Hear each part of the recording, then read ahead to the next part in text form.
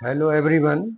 आज हम लोग एक नया सब्जेक्ट शुरू करने जा रहे हैं, भारतीय नागरिक सुरक्षा संहिता 2023।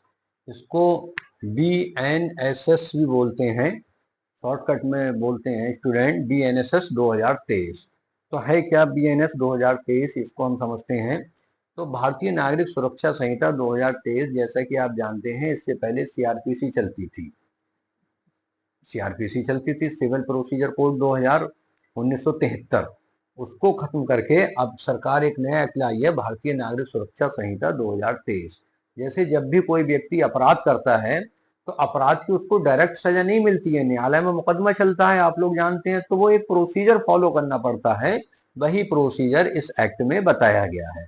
तो आज इसमें ये जानेंगे हम कि भारतीय नागरिक सुरक्षा संहिता, इसका नाम क्या है। तो 2023 है। एक बात और याद रखना, इसका हिंदी में ही नाम लिया जाएगा, यानी इंग्लिश में भी लिखेंगे तब भी ये नहीं लिखेंगे इंडियन सिटीजन सिक्योरिटी, आप ये लिखेंगे भारतीय नागरिक सुरक्षा संहिता 2023, मतलब इंग्लिश में भी यही नाम इसका रहेगा।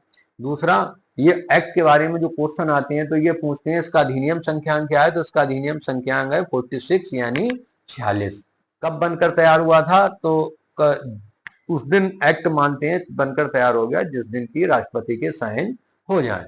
तो 25 दिसंबर 2023 को राष्ट्रपति के साइन हो गए थे, तो ये कहा जाएगा ये एक्ट बनकर तैयार हुआ था 25 दिसंबर 2023 को। लेकिन लागू कब से हुआ? लागू हुआ था 1 जुलाई 2024 से। छोटी छोटी बातें रहती हैं, वो आपके लिए जानना जरूरी है। जो प्री के क्वेश्चन आते हैं डीपली तो मैं मेन का इसमें पढ़ाऊंगा ही, लेकिन जो अध्याय 1 है इससे टोटल मेन के प्री के क्वेश्चन बनते हैं, तो प्री के लिहाज से इसको आप समझ लीजिए। एक क्वेश्चन ये भी आता है कि भारतीय नागरिक सुरक्षा संहिता 2023 में कितने अध्याय हैं? तो अध्याय है 39, यानी 39।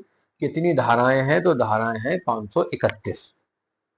ठीक, अब इन 39 अध्यायों को हम लोगों को पूरी तो एक बार पढ़ ही लेनी है, लेकिन जो मोस्ट इंपोर्टेंट क्वेश्चन रहते हैं उन पर बहुत ध्यान देना है। अध्याय एक में 1 से लेकर 5 तक धाराएं हैं, तो इसमें धारा 1 और 2 बहुत महत्वपूर्ण है। धारा 1 जो है सेक्शन 1, वो दिखाता है संक्षिप्त नाम और विस्तार भारतीय, इसका क्या होगा, ये कहाँ लागू होगा और कब से लागू हुआ, 3 चीजें। इसके जो सेक्शन 2 है उसमें डेफिनेशन क्लॉज है, उसके लिए कल एक पूरी सेपरेट वीडियो बनाई जाएगी, जितनी भी डेफिनेशन है सब मैं आपको समझाऊंगा। तो आज हम धारा 1 समझते हैं। धारा 1 इसकी ये कहती है, भारतीय नागरिक सुरक्षा संहिता की, इसका हेडिंग है संक्षिप्त नाम और नाम विस्तार और प्रारंभ होना, यानी इस एक्ट का क्या नाम होगा, इसका कहां तक विस्तार होगा और ये कब से प्रारंभ होगा, ये धारा 1 के ही हेडिंग में बताया गया है। धारा 1 को 3 पार्टों में बांटा गया, 1, 2, 3, ये आपको ध्यान रखना है। सेक्शन 1 सब क्लॉज 1 ये कहता है इस अधिनियम का संक्षिप्त नाम भारतीय नागरिक सुरक्षा संहिता 2023 है, यानी इस एक्ट का नाम क्या है, कहां बताया गया है? धारा 1 में बताया गया है कि इसका नाम है भारतीय नागरिक सुरक्षा संहिता 2023।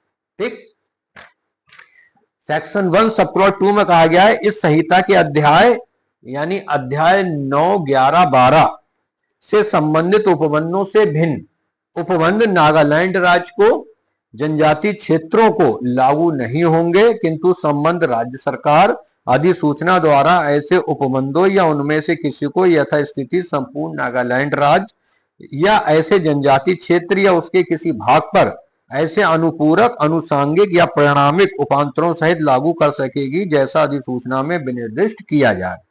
स्पष्टीकरण है इसमें, इस धारा में जनजाति क्षेत्र से बे राज्य क्षेत्र अभिप्रेत है। अब बात ये उठती है जनजाति क्षेत्र कौन सी है, तो कहा गया जनजाति क्षेत्र से वे राज्य क्षेत्र अभिप्रेत हैं जो 21 जनवरी 1972 के ठीक पहले संविधान की 6ठी अनुसूची के पैरा 20 में यथा निर्दिष्ट असम के जनजाति क्षेत्रों में सम्मिलित थे और जो शिलांग नगर पालिका की स्थानीय सीमाओं के भीतर के क्षेत्रों से भिन्न है। इसके क्लॉज 3 पर आते हैं सेक्शन 1 के, वो ये कहता है कि यह ऐसी तारीख से प्रवृत्त होगा जिसे भारत सरकार राजपत्र में अधिसूचना द्वारा नियत करे। तो भारत सरकार ने अधिसूचना में नियत किया है कि ये एक्ट अब 1 जुलाई 2024 से लागू हो गया। तो धारा 1 में इतना ही है आज भारतीय नागरिक सुरक्षा संहिता 2023 में। कल इसकी धारा 2 पढ़ेंगे, उसमें डेफिनेशन क्लॉज है उसको पूरा पढ़ेंगे। धन्यवाद।